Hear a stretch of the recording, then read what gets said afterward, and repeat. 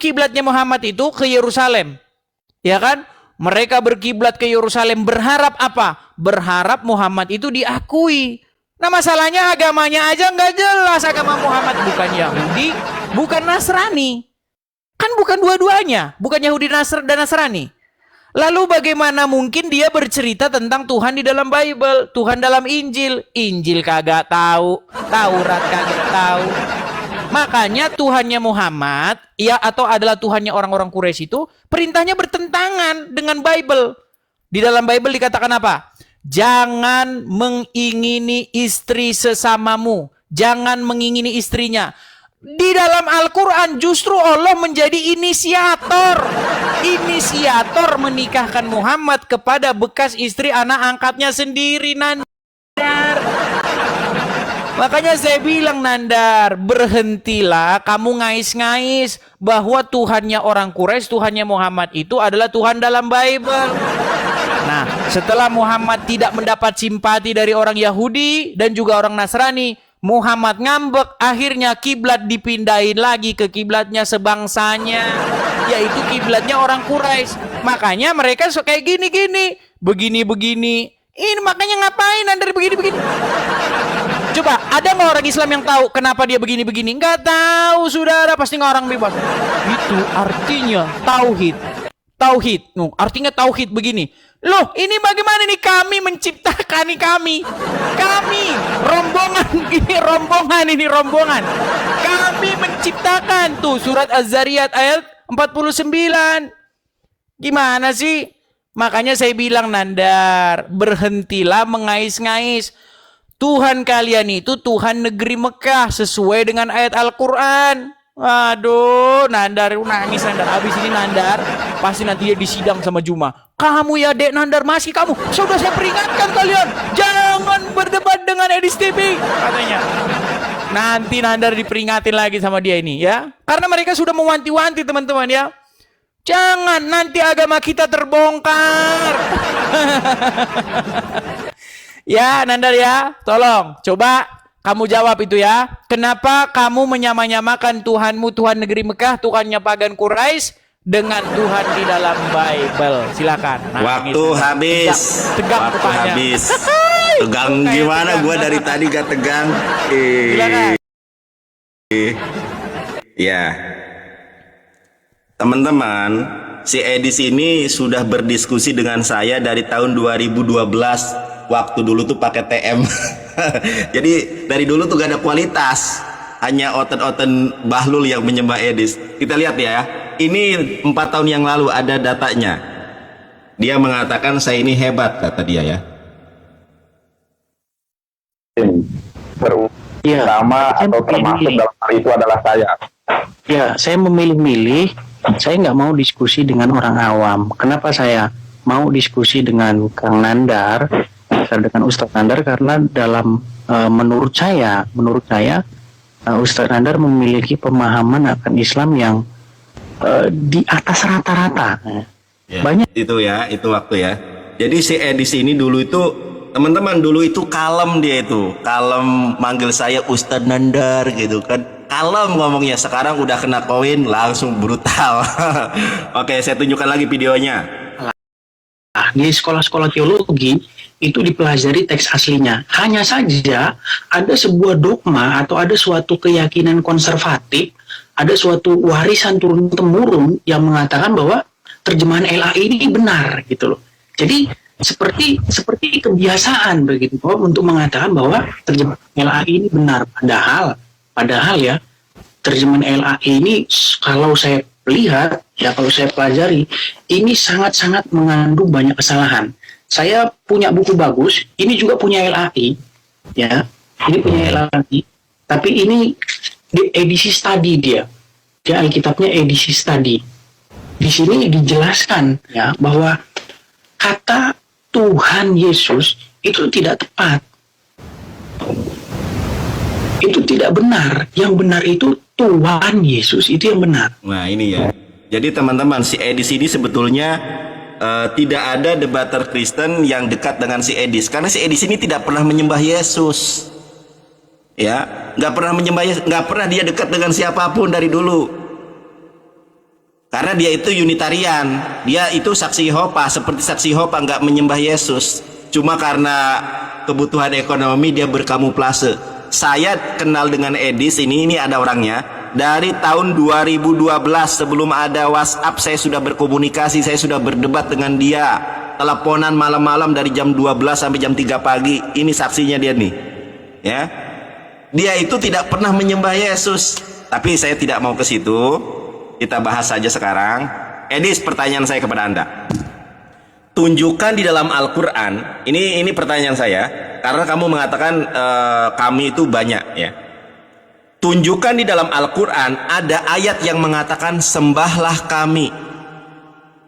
Ingat, tidak pernah ada di dalam Al-Quran ada ayat yang mengatakan sembahlah kami, tidak ada Tuhan selain kami, nggak ada. Sama di dalam Yahudi juga. Ketika Tuhan berbicara tentang eksistensi objek penyembahan, itu tidak pernah mengatakan kami. Kami itu plural of majestic. Ketika kami menciptakan, karena Allah menciptakan itu melalui makhluknya. Contoh, kamu.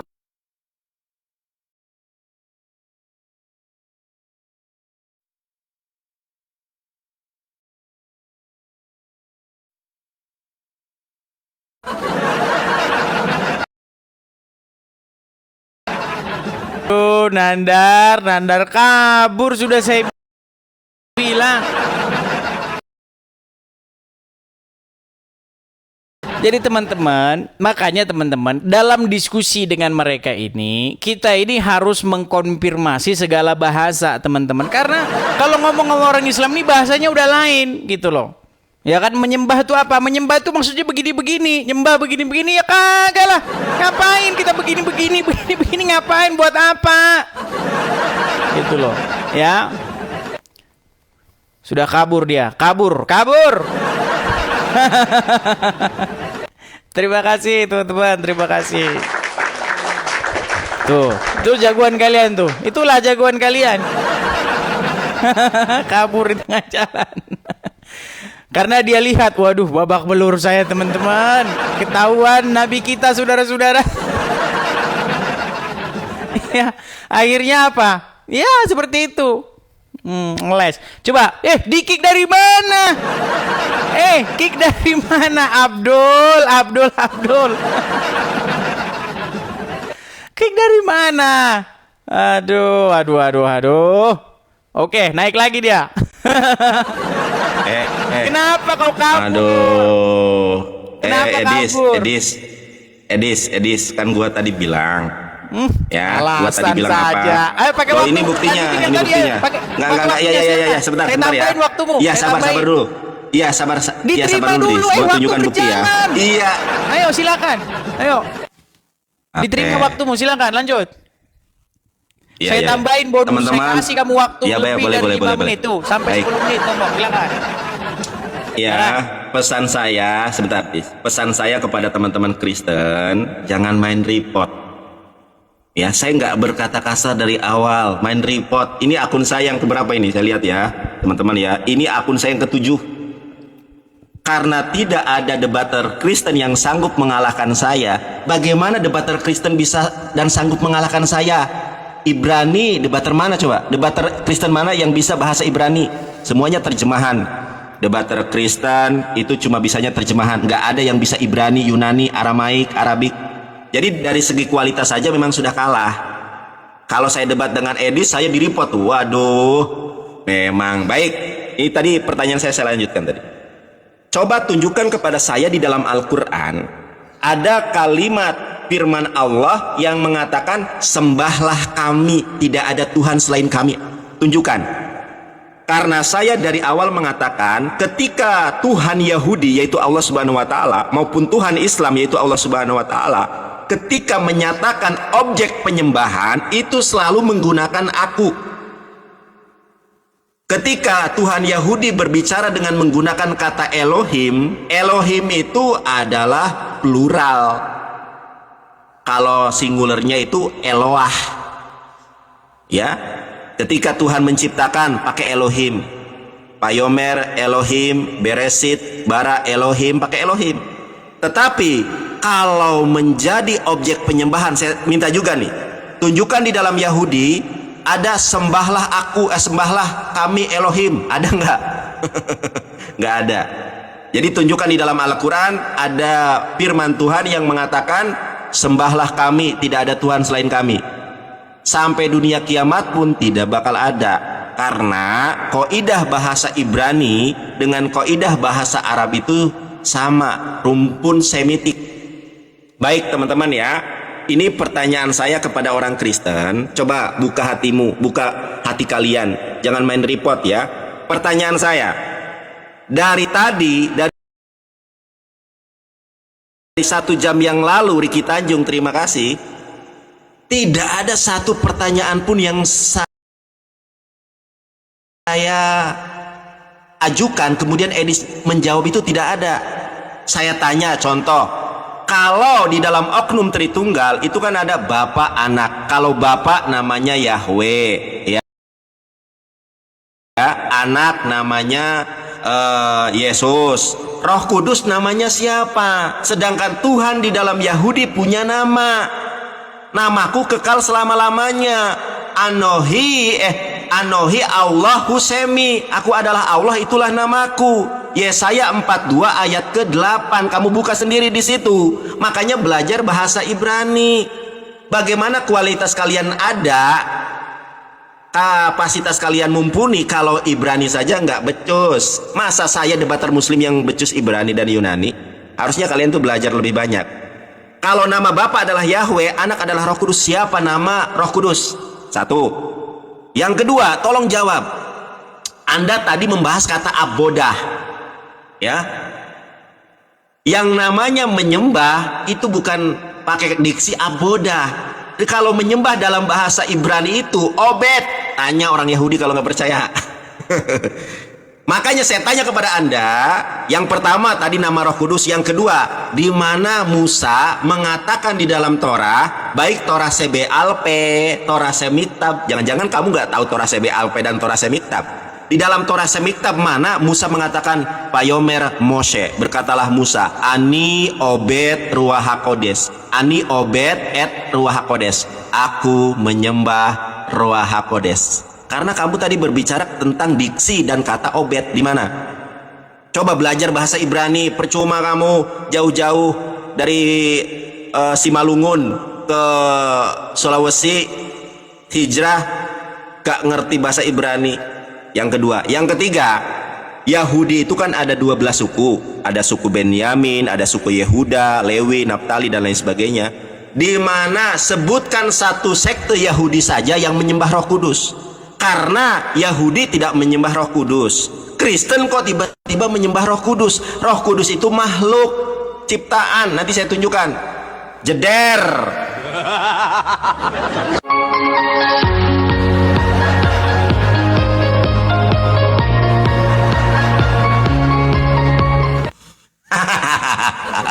Edis tegang. Aduh, Edis tegang. Ya. Gak ada suaramu, Des. Gak ada suaramu, Des. Jangan di mute. Ya, nggak ada Juma, Nandar pun jadi, nggak apa-apa ya. Nggak apa-apa lah, kita sanjung aja dia. Nandar ini termasuk orang Islam yang hebat.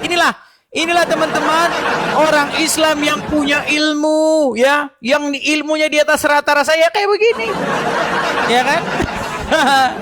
Nandar. Sekali lagi ya Nandar ya, saya berusaha lah mengajari orang yang paling pintar dalam agama Islam. Nandar, ketika kamu mengatakan menyembah, yang kamu maksud tuh apa sih? Apakah kayak begini? Nandar lihat dulu, apakah kayak begini? Gini menyembah, gini. Terus gini. Terus gini. Apa yang kamu maksud? Itu bab prosesi ya, Dis. Aduh Nandar, udah saya bilang orang Kristen itu nggak ada yang nyembah Yesus, nyembah Bapa, nyembah Roh Kudus gini-gini, nggak ada. Karena makanya menyembah apa? Maksudmu menyembah itu apa? Itu dulu. Dari tadi kita debat kusir jadinya, makanya kamu bahas menyembah itu maksudmu bukan obed ya, maksud yang kau maksud itu adalah sakah. Sakah itu adalah menggerakkan badan dengan posisi sampai membungkuk atau tertelungkup atau sampai dahi ke tanah. Itu namanya sakah. Atau bahasa Indonesianya menyembah. Bahasa Arabnya adalah sujud. Nah, kemudian ada satu lagi yang lebih tinggi daripada menyembah. Namanya apa? Namanya avodah. Avodah itu artinya penghambaan diri. Nah, penghambaan diri. Kalau sakah atau sujud bahasa Arabnya atau menyembah, itu bahasa Yunaninya proskuneo. Ya kan? Nah, di dalam yang lebih tinggi dari itu namanya avodah atau ibadah dalam bahasa Arab atau dalam bahasa Ibraninya latreu apa? Latreu atau apa itu bahasa Yunaninya. Nah, sekarang begini. Yang jadi masalah begini Nandar, yang kau maksudkan tuh apa? Ya kan? Yang diinginkan Tuhan itu adalah hidup dalam penghambaan kepada Dia, melakukan kehendak-kehendak Dia. Nah, bagaimana cara melakukan kehendak Bapa itu? Caranya gimana? Menghambakan diri kepada Bapa, mengikuti Bapa di sorga itu gimana? Dengan cara kamu harus menghambakan diri, taat, takluk kepada firman-Nya. Nah, firman-Nya datang menjadi manusia, namanya Yesus. Nah, sekarang Yesus sudah naik ke surga. Nah, orang Kristen tidak ditinggalkan sebatang kara, tetapi diutus lagi yang namanya Roh Kudus. Begitu. Nah, yang jadi masalah sebenarnya bukan itu, Nandar. Masalahnya begini. Kamu itu penyembah, beribadah kepada Allah dan Muhammad. Makanya orang Islam itu, siapa sih yang bertahta di hatinya orang Islam? Yang menguasai, yang merajai tubuhnya orang Islam siapa? Muhammad dan Allah. Makanya orang Islam itu kalau masuk kaki kiri, masuk WC pakai kaki kanan, keluar pakai kaki kiri. Karena apa? Karena yang bertahta di hatinya orang Islam, yang menjadi kepalanya orang Islam itu ya Muhammad yang ada di pemakaman. Gitu Nandar, poinnya ke situ. Sekarang itu tolong kamu pertegas dulu ya, tolong bahwa Tuhan kita itu beda. Ya, Tuhan kami Bapa di sorga ya, dengan perantaraan firman-Nya atau Yesus dan juga Roh Kudus. Nah, sedangkan Tuhan kamu adalah Allah dengan perantaraannya Muhammad. Gitu loh Nandar. Jadi yang merajai, yang bertahta, makanya saya punya gambar bagus nih. Saya punya gambar bagus untuk kalian orang-orang Islam. Nih, sudah saya bikin gambarnya nih. Siapakah yang mengendalikan orang Muslim? Nih, nah, lihat nih gambar ini. Ini loh. Bagaimana kita itu hidup di dalam pengendalian. Nah ini, kami orang Kristen dikendalikan oleh Bapa di sorga dengan perantaraan firman-Nya ya, dan Roh Kudus-Nya. Nah, kalian dikendalikan oleh Allah dengan perantaraan Muhammad. Begitu. Jadi kita udah beda Nandar, ilah kita beda. Nah, di dalam Bible jelas ya bahwa jangan ada padamu ilah lain, Allah lain, otoritas lain. Nah, sedangkan kamu, otoritas kamu udah jelas, ilah kamu udah jelas adalah Allah dan Muhammad. Itu dulu Nandar, fokus dulu kamu ke situ ya.